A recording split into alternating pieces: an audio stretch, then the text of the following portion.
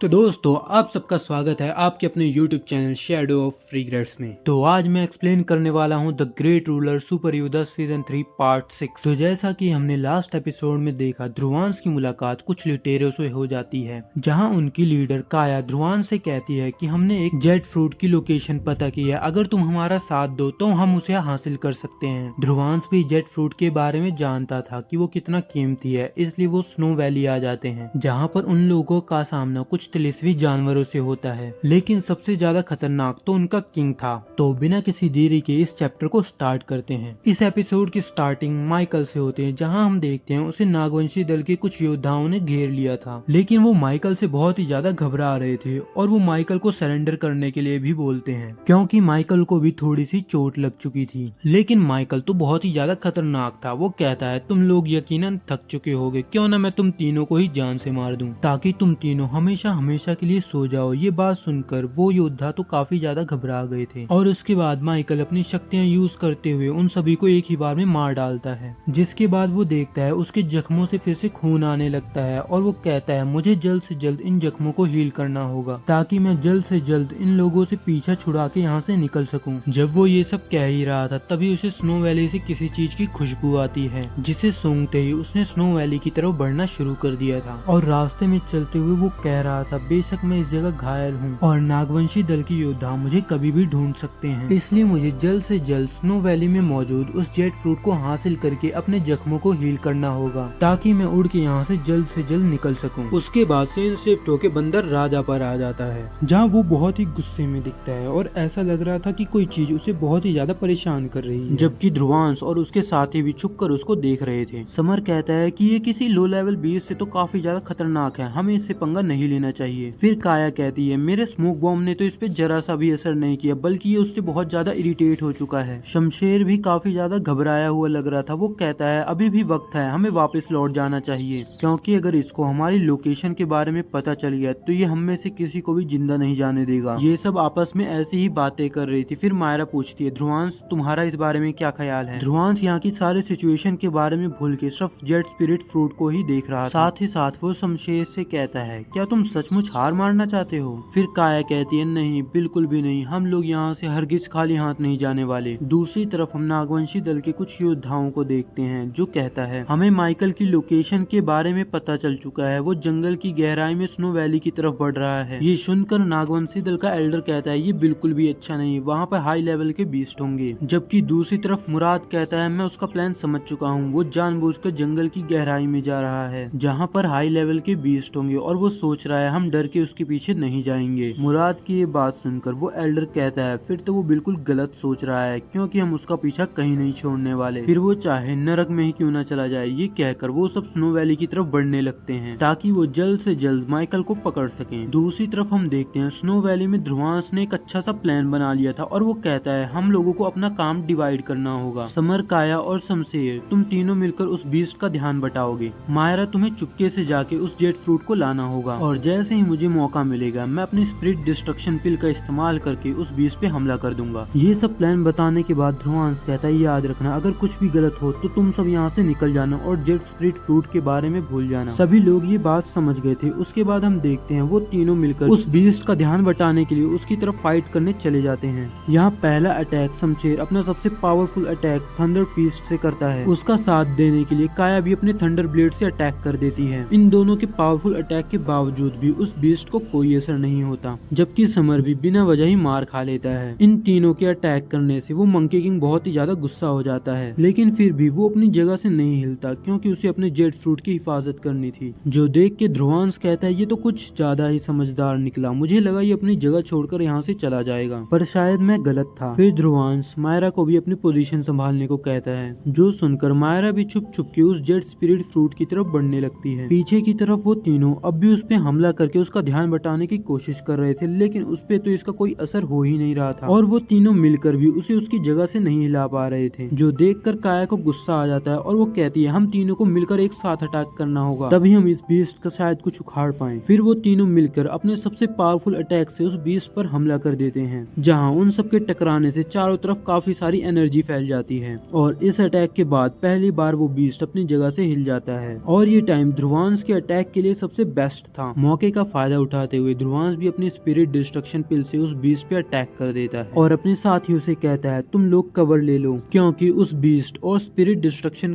पिल के टकराते ही वहाँ पे बहुत ही बड़ा एनर्जी ब्लास्ट हो जाता है, जहाँ धुआं हटने के बाद हम देखते हैं वो बीस्ट किंग तो बेहोश हो जाता है। ये देखकर ध्रुवांश और उसके साथी तो काफी ज्यादा खुश हो जाते हैं, उन्हें लगता है कि उन्होंने बीस्ट किंग को हरा दिया। मायरा भी खुश होकर जेट फ्रूट को हासिल करने के लिए आगे बढ़ने ही वाली थी, लेकिन तभी वो मंकी बीस्ट वापस से होश में आ जाता है, जो देख के ध्रुवांश और बाकी सब बहुत ही ज्यादा परेशान हो गए थे। और ध्रुवांश कहता है ऐसा नहीं हो सकता, स्पिरिट डिस्ट्रक्शन पिल का तो इस पे कोई असर ही नहीं हुआ। जबकि दूसरी तरफ अब वो मंकी किंग बहुत ही ज्यादा बौखला गया था और वो बहुत तेज दहाड़ता है, जिसके प्रेशर से वो सब पीछे भी हो जाते हैं। और इस दहाड़ का प्रेशर इतना ज्यादा था कि बाहर पड़े सारे के सारे बीस्ट वो भी होश में आ जाते हैं, जो देखकर वो दोनों गार्ड कहते हैं ये बिल्कुल भी ठीक नहीं हुआ, हमें जल्दी से जल्दी जाकर कैप्टन को ये बात बतानी होगी। बाहर की सिचुएशन भी खराब हो चुकी है। अंदर हम काया को देखते हैं जो कहती है शायद हमने इस मंकी किंग को कुछ ज्यादा ही कम समझ लिया, ये तो अपने लेवल के पीक पे पहुंच चुका है। और शमशेर को भी ऐसा ही लग रहा था और वो सभी काफी डरे हुए थे। फिर ध्रुवांश अपना ड्रैगन निकाल के लड़ाई के लिए तैयार हो जाता है और कहता है इस बात से कोई फर्क नहीं पड़ता, ऑलरेडी हम इसको काफी ज्यादा डैमेज कर चुके हैं, इसलिए हमें इसे बस थोड़ी देर के लिए उलझाना होगा ताकि मायरा जाकर उस जेट फ्रूट को हासिल कर ले। ये कहते ही ध्रुवांश उस बीस्ट पे अटैक कर देता है। इस अटैक का उस पे कोई ज्यादा फर्क तो नहीं पड़ता, लेकिन वो बीस्ट गुस्से में आके ध्रुवांश के पीछे पड़ जाता है। ये मौका देखकर ध्रुवांश मायरा से कहता है आगे बढ़ो और जल्दी से जल्दी उस जेट फ्रूट को हासिल कर लो। उसके बाद ध्रुवांश का साथ देने वो तीनों भी आगे आ जाते हैं, जो कि मंकी किंग को उलझाने की कोशिश कर रहे थे, लेकिन मंकी किंग तो बहुत ही ज्यादा पावरफुल था, क्योंकि वो अपने एक ही अटैक से तीनों को संभाल लेता है। और फिर उसकी नजर मायरा पे भी पड़ जाती है, जो उसका जेट फ्रूट चुराना चाहती थी।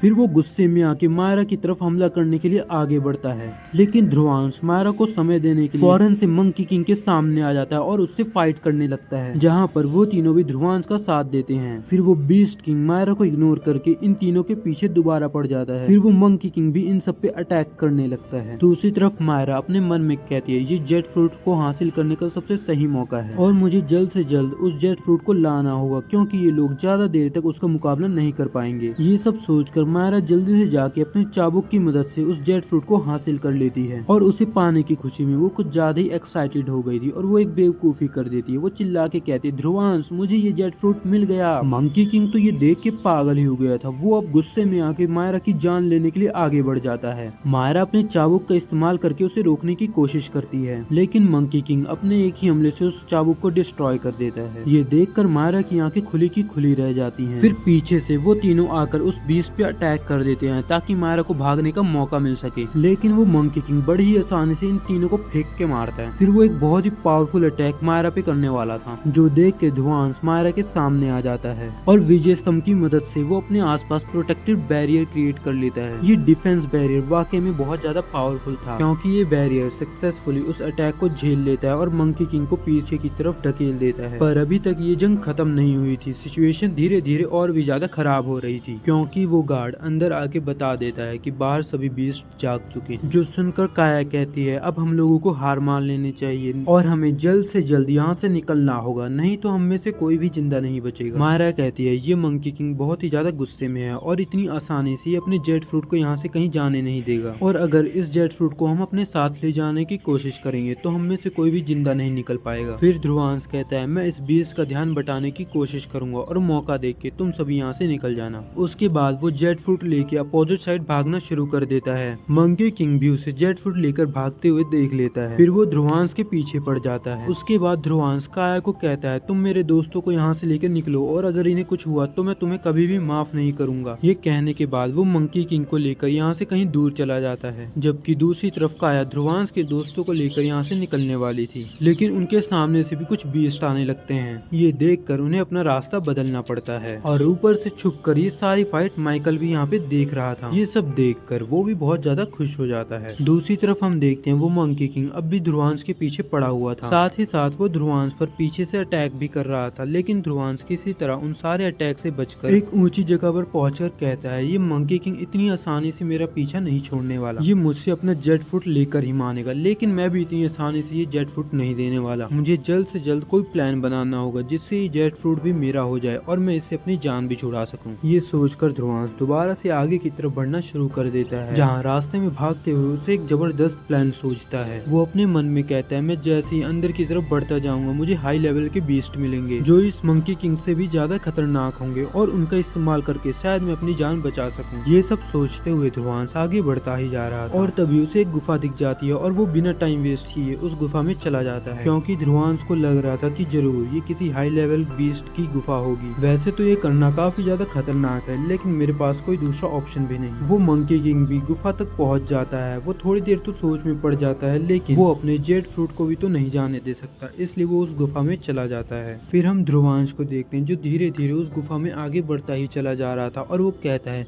इस गुफा में कुछ ज्यादा ही खामोशी है, कहीं मैंने इस गुफा में आके कुछ गलत तो नहीं कर दिया। तभी उसे मंकी बीस्ट की आवाज सुनाई देती है और वो भाग के आगे जाके कहीं छुप जाता है। दूसरी तरफ वो मंकी बीस्ट भी ध्रुवांश की तलाश कर रहा था। वो ध्रुवांश की स्मेल सूंघकर उसे ढूंढने की कोशिश करता है लेकिन साथ ही साथ वो अंदर से काफी डर भी रहा था, जो देखकर ध्रुवांश कहता है मैंने अंदर आके बिल्कुल सही फैसला किया। अगर ये मंकी किंग डरा हुआ है तो जरूर ये गुफा किसी हाई लेवल बीस्ट की होगी। जबकि साथ ही साथ हम देखते हैं वो ध्रुवांश के स्मेल को सूंघकर धीरे धीरे उसी की तरफ बढ़ता चला आ रहा था, जो बात ध्रुवांश के लिए बिल्कुल भी अच्छी नहीं और शायद उसे दोबारा मंकी किंग से फाइट करनी पड़े, जो सोचकर ध्रुवांश भी फाइट के लिए तैयार हो जाता है। और इसी के साथ हमारा ये एपिसोड भी यहीं पे खत्म होता है।